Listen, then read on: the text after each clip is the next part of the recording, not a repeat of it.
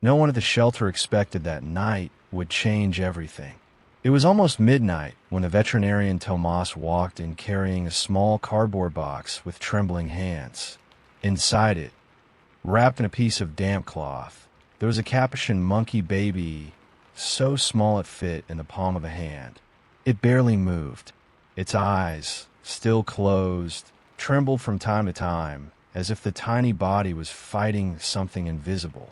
Tomas had found the mother dead on the banks of a river, with the baby still clinging to her, refusing to let go. There was a silent urgency in the air. The team knew that babies of this species rarely survive without their mother in the first weeks. They needed warmth, milk, constant contact. But it was the middle of the night. There was no proper formula available, and the shelter's resources were quite limited. That was when someone had an idea that, at first, seemed completely absurd. On the other side of the shelter, in a reserved area, a dog named Brisa had given birth to 4 puppies less than 2 weeks earlier. She was a medium-sized mixed breed, with caramel-colored fur and dark eyes that conveyed a rare calmness. She had never been aggressive with anyone, but introducing to her a being of another species, completely different, at such a delicate moment in her motherhood, was a risky bet. Tomas approached slowly, held the open box near Brisa's snout, and waited. What happened in the next few seconds was etched into the memory of everyone present. Brisa stood up, sniffed the baby for a few moments, and, without any hesitation, began to lick it with the same gentleness she used with her own puppies.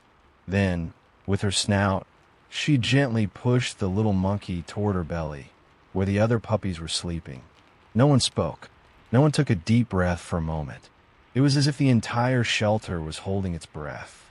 Tomas named the baby Bento, a simple name for a creature that, without knowing it, was about to take part in something no one there could have predicted. What none of them imagined that night was that Bento carried within him something that, months later, would come to light in a way that would leave everyone speechless. If you are enjoying this story, don't forget to subscribe to the channel, like the video, and tell in the comments what you think and from which city or country you're watching. The following days were marked by constant observation.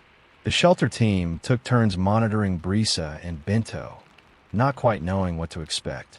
Capuchin monkey babies are creatures of intense bonding. They need touch, scent, physical, and continuous presence.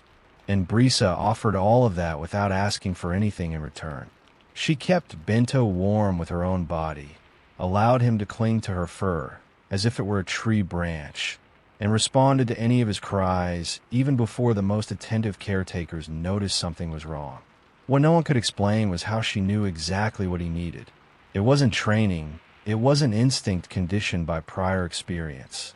It was something that escaped any technical explanation Tomas tried to formulate after each shift, looking at the notes scattered across his desk.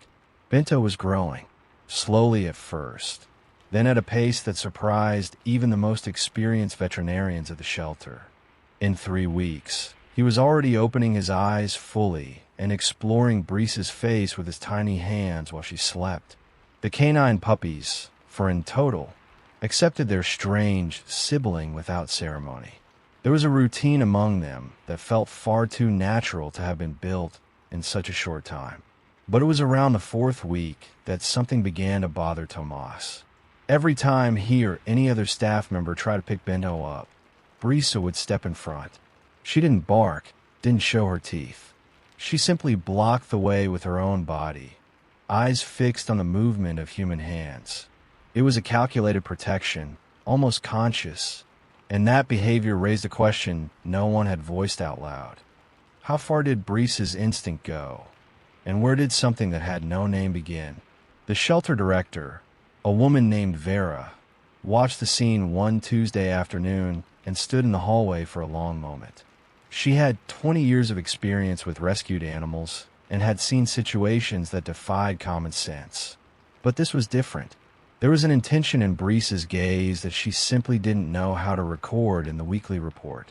Vera began to document everything. Every meal, Every behavior, every detail that could explain what was happening there. What she didn't yet know was that, weeks later, those notes would become the proof of something no one at the shelter was prepared to face. The weeks passed, and Bento stopped being a fragile mystery to become a loud and curious presence inside the shelter. He jumped over his canine siblings, stole pieces of kibble, knocked over water bowls, and looked at everything with those big, round eyes as if the whole world were a toy placed there especially for him. The staff laughed. Vera filmed with her phone. Tomas wrote in his notebook. And Brisa watched everything with a patience that seemed to have no bottom and no limit. But there was something Tomas wasn't telling anyone yet. In the past few weeks, he had noticed a subtle change in Bento's behavior during the early hours of the morning. Every time Brisa fell asleep before him, Bento stayed awake, sitting near her head, motionless for long minutes. He didn't play, didn't move even a little. He just watched her, as if he were guarding something that still had no name. Tomas began arriving earlier at the shelter just to observe this. He installed a discreet camera in the corner of the enclosure. What he saw in the recordings kept him from sleeping for 2 nights in a row, but he still wasn't sure what it meant and preferred to wait before speaking to Vera. It was around that same time that a man appeared at the shelter for the first time. He introduced himself as Renato, an animal behavior researcher from a nearby university. He said he had heard about the case from a colleague and asked for permission to observe the animals for a few days. Vera agreed without suspecting anything. After all, visits from researchers were common, and the story of Brisa and Bento was already circulating among many people in the field. Renato was polite, punctual, and asked precise questions. But there was something in the way he looked at Bento that deeply unsettled Tomas. It wasn't the look of someone who studies. It was exactly the look of someone calculating the next move.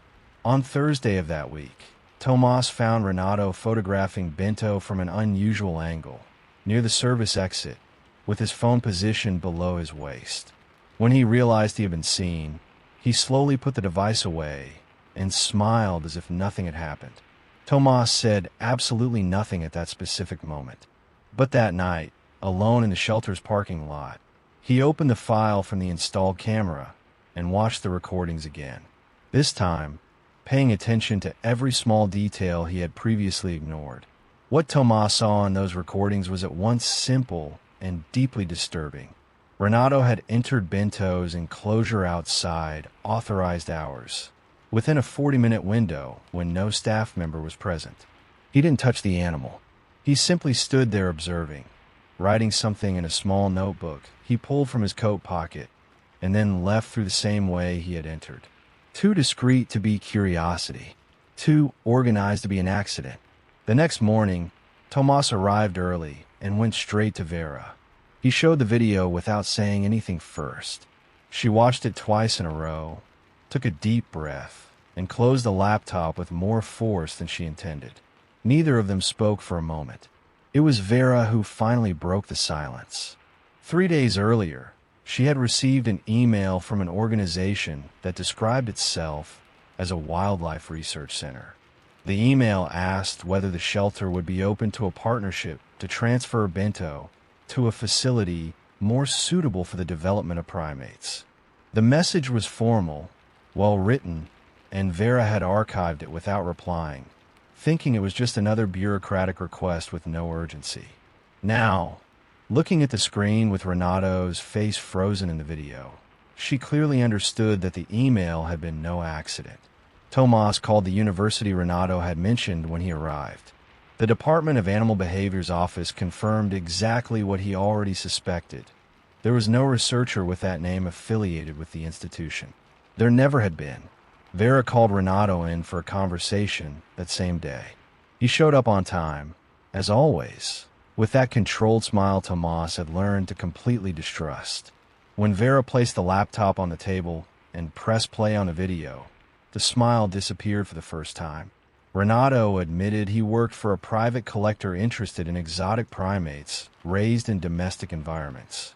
Bento, according to him, was worth a considerable amount on the black market precisely because he had been raised by a dog, which made him tame, adapted to human interaction, and therefore easier to sell. Vera asked him to leave. He left, but before crossing the door, he turned and said, with a calmness that froze the entire hallway, that it wasn't over. Brisa, who was in the enclosure right next door, started barking at that exact moment, as if she had listened carefully to every word spoken there. Renato followed through on what he had implied. 2 days later, an officer from an environmental enforcement agency showed up at the shelter with a document requesting Bento's transfer to an accredited rehabilitation center. The argument was technical. Primates could not be kept in shelters without specific infrastructure. The paper had signatures, stamps, and looked completely legitimate. Vera read every line twice. Then she called the agency whose name appeared on the document.